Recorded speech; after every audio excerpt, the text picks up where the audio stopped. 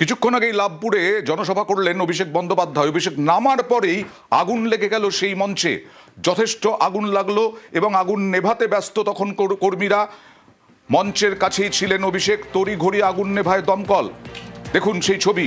অভিষেক বন্দ্যোপাধ্যায় কিছুক্ষণ আগে লাভপুরে জনসভা করছিলেন, লাভপুরের প্রার্থী অভিজিৎ সিনহার সমর্থনে, এবং লাভপুরে অভিষেক নামার পরেই মঞ্চে আগুন, ধোঁয়ায় ভরে যায় মঞ্চ, এবং তখনও পর্যন্ত সমস্ত কিছু সরঞ্জাম রয়েছে, বক্স থেকে আরম্ভ করে, অডিও বক্স থেকে আরম্ভ করে সব কিছু রয়েছে, কিন্তু একটা অংশে আগুন লেগে গেল। ইন্দ্রজিৎ রুজ রয়েছেন আমার সঙ্গে। ইন্দ্রজিৎ, কিভাবে আগুন লাগলো? এবং তখন তো জনসভা থেকে লোকজন যাননি। দেখো, আমি একদমই যেটা বলে রাখবো যে জনসভা করলেন লাভপুরে যে ফুল্লরা মাঠ, সেই ফুল্লরা মাঠে, সেই ফুল্লরা মাঠে জনসভা শেষ করেছেন।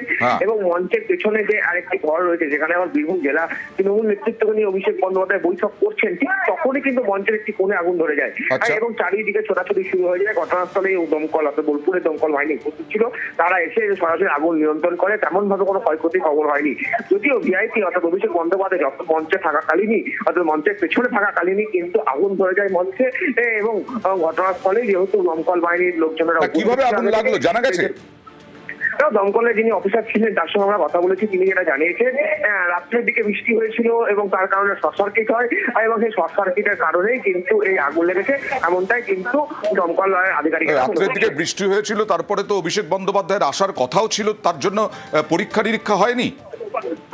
একদম সেটা দিয়ে প্রশ্ন কিন্তু থেকে যাচ্ছে যে রাত্রে বৃষ্টি হয়েছে, সারাদিন অর্থাৎ আজকে সকাল থেকে কিন্তু একটু রোদ ঝলমলে আকাশ ছিল, তারপরে কেন দমকল বাহিনী বা দমকলের যারা আধিকারিকরা ছিল তারা কেন ঠিক করে পরীক্ষা করেনি, বা বিদ্যুতের যারা কাজ করেছে মঞ্চে তারা কেন ঠিক করে পরীক্ষা করেনি, এইটা নিয়ে কিন্তু প্রশ্ন। কারণ মাত্র 1 থেকে 1.5 মিনিট অভিষেক বন্দ্যোপাধ্যায় মঞ্চ থেকে নেমে 1 থেকে 1.5 মিনিটের মধ্যেই কিন্তু এই আগুন লাগার ঘটনা ঘটেছে লাভপুরে। যে সময় আগুনটা লেগেছে সেই সময় অভিষেক তো নেমে গেছেন, কিন্তু অন্যান্য যারা ছিলেন তারাও নেমে গেছিলেন সবাই।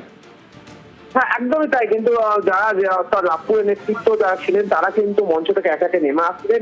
বীরভূম জেলা কোর কমিটি যারা সদস্যরা উপস্থিত, যাদেরকে নিয়ে অভিষেক বন্দ্যোপাধ্যায় কিন্তু মঞ্চের পেছনে ব্যাক থেকে বৈঠক করছিলেন, সেই বৈঠক চলাকালীনই কিন্তু আগুন লেগে যায় মঞ্চের। বেশ।